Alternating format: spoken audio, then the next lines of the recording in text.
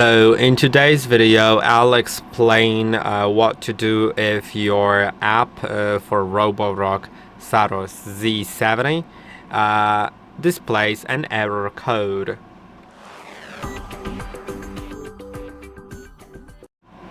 If it displays an error code, then depends on what it says, because those codes always come with like a comment on it, so you'll know like what it's about.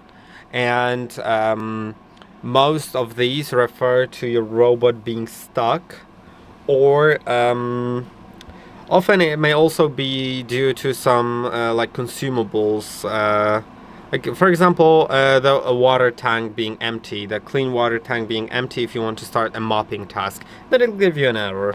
But most errors are concerning things like the robot being stuck or something like that.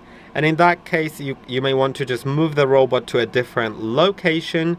Press on the power button on top of the robot shortly to continue performing a task.